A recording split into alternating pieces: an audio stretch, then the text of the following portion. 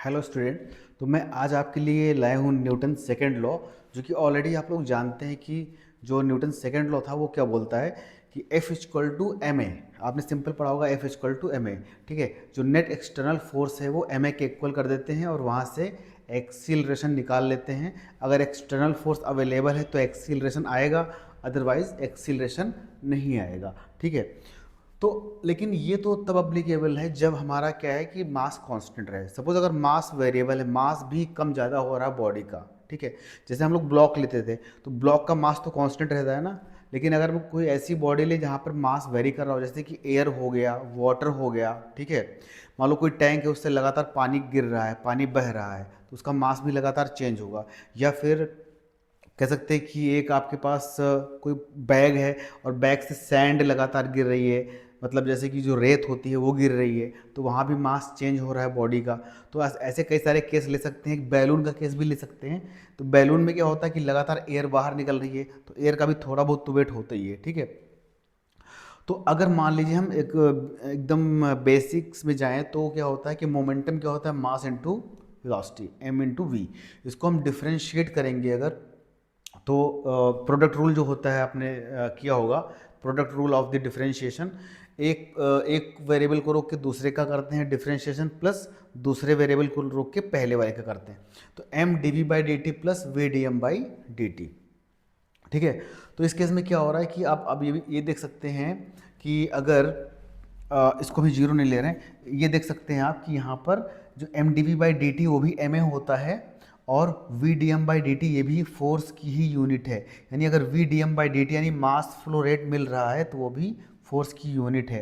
इसका मतलब क्या हुआ, जो V D M by D T term है वो फोर्स की यूनिट है। ठीक है, मतलब अगर मास भी चेंज हो रहा है, अगर मास कांस्टेंट होगा तो D M by D T zero हो जाएगा, बिकॉज कांस्टेंट जो टर्म होता है उसका जो डिफरेंशिएशन होता है वो जीरो होता है। ठीक है, तो आप ये समझिए कि V D M by D T क्या है, यहाँ पे अवेलेबल है। अगर मास लगातार चेंज हो रहा है तो V D M by D T रहेगा, इसका मतलब एक फोर्स भी लगेगा। तो सपोज मान लीजिए मैं एक बैलून का एग्जांपल लेता हूँ यहाँ पर।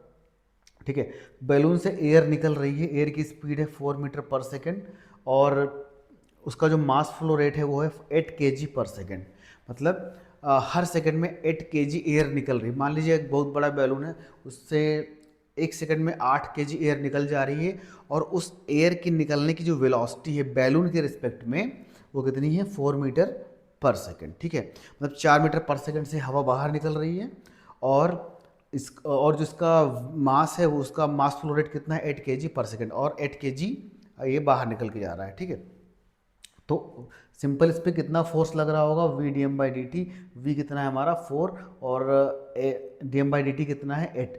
तो ये आ जाएगा 4 8 जा 32 न्यूटन, यानी उस बैलून पर 32 न्यूटन का फोर्स लग रहा है। ठीक है, तो ये बात समझ में आई।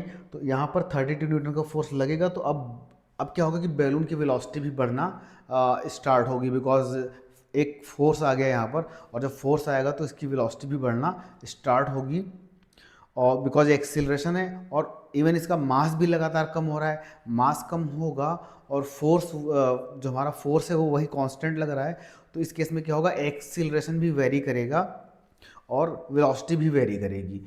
तो ये केस हमारा किस में आता है, रॉकेट के केस में भी ऐसे चीज़ें बनती हैं वहाँ पर, कि क्या हो रहा है, रॉकेट का मास भी लगातार कम हो रहा है, तो इसका एक्सीलरेशन बढ़ेगा और वेलोसिटी भी बढ़ेगी। ठीक है, जो कि लॉग के टर्म में आंसर आता है उसका। सॉरी।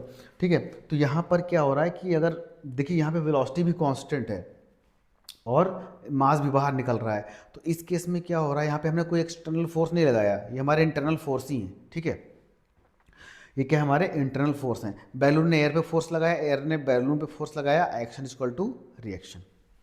तो यहाँ से आप ये क्वेश्चन सॉल्व कर सकते हैं, और फर्दर डिटेल में आप जाना चाहते हैं तो आप इस पर कमेंट करके हमें बता सकते हैं, तो मैं आपके लिए रॉकेट प्रोपल्शन का एक क्वेश्चन भी बना के दे दूंगा जो कि लॉग के टर्म में आता है। ठीक है, थैंक यू क्लास।